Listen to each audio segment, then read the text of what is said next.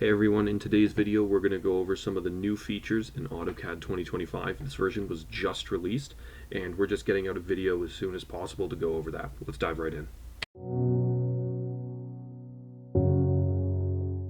So one of the new tools in AutoCAD 2025 is a tool called Smart Block. So what Smart Blocks do is they allow you to, take a block, and when you take that block you can select all other instances in a drawing of that and select all of them at the same time. So what I'm going to show you is how that works. So what you're going to want to do is there's a new command bar command. You type in bconvert. So type in bconvert, press enter, select what you want to convert. So I'm going to select this chair, and when I press enter you're going to notice all of the chairs that I have been selected. So all 8 of them have been selected and I can now adjust them. Once you see this you can press enter, and then this new box is going to show up, and you can either convert to an existing block or you can create a new block. In this instance we're going to create a new block. We're going to call the block name chair or office chair.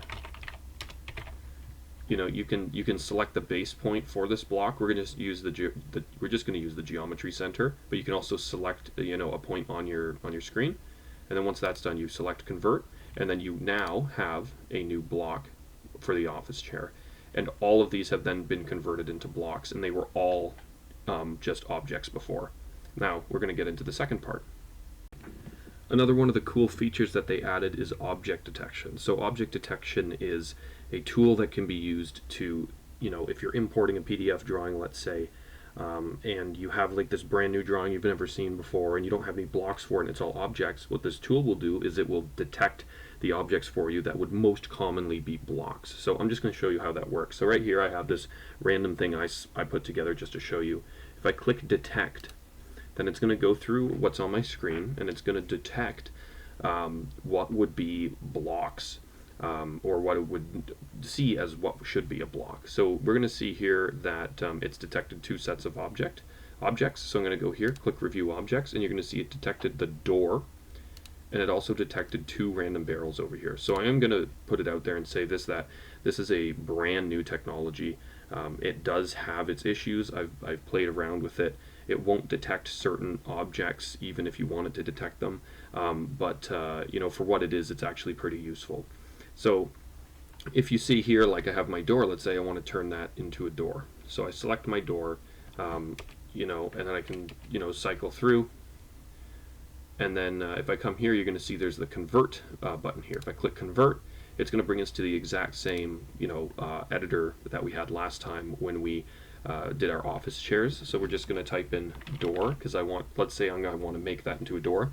And what would happen is if it saw that, it would select all of them like in the previous smart detection that I talked about, and it'll take all my doors just like it took all my chairs, and it will convert all of them into blocks. So I type in door here, use geometry center, press convert, and then that is done, and I have my door. I don't want to do this one, so I'm just going to press the X, and that's it. So that's the second new feature in AutoCAD. Let's move on to the third.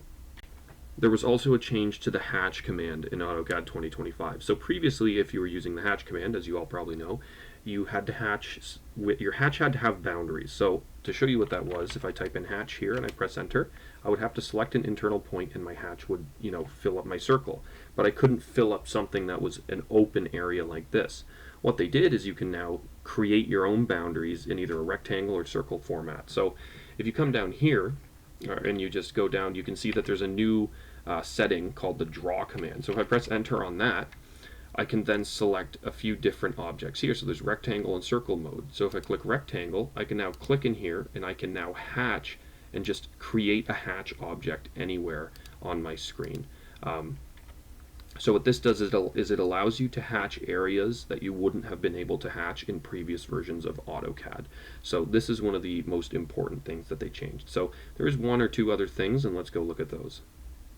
And guys, the final thing that we're going to go over in this video that would be of some importance to you would be the new graphics performance tab. So what this does is it tells you what graphics card you're using and what AutoCAD is using to run your program. This is something that is important if you're running dual graphics cards. If you've got one on your processor and you've got a dedicated processor or graphics processor, then you can tell which one it's running off of, and you can change things like that. So what you can just type in is graphics config, press enter, And right here it'll show you, what video card you're using, what driver version you have, what you're using, like DirectX 12, if hardware acceleration is on, and a whole whack of other settings that you can turn on and off.